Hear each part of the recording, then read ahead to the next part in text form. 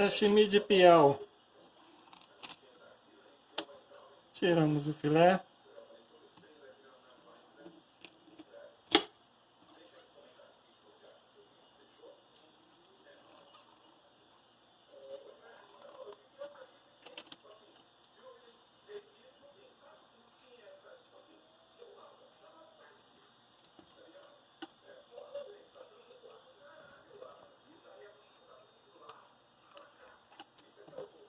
Essas carcassinhas eu vou comer torrada, fingindo que é lambari.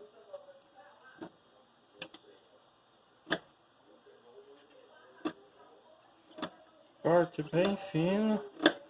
Eu não tiro o couro do piau, porque o piau já tem um couro bem fininho. Eu não acho necessidade.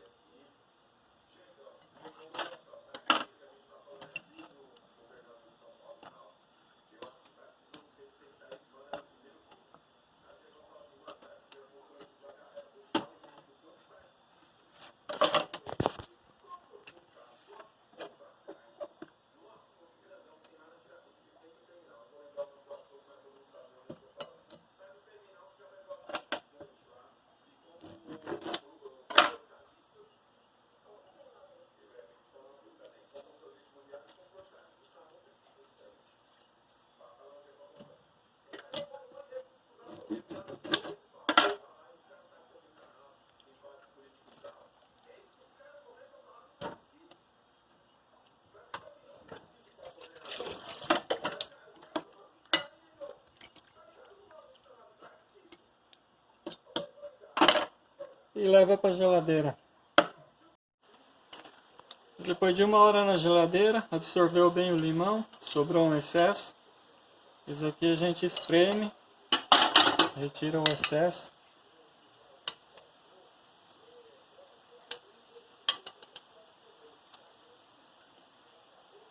Espreme devagarinho para não quebrar.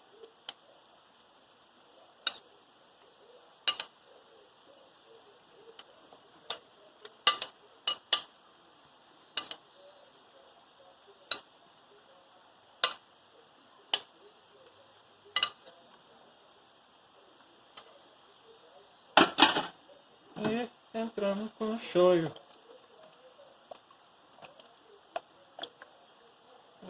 Tem meio vidrinho mais ou menos. Mexer. E vai voltar para a geladeira. Para absorver o shoyu agora. Se faltar um pouco de shoyu, é só emendar um pouquinho mais. Pronto. E depois de mais de 1 hora na geladeira, curtiu bem já no shoyu. Ficou muito bonito e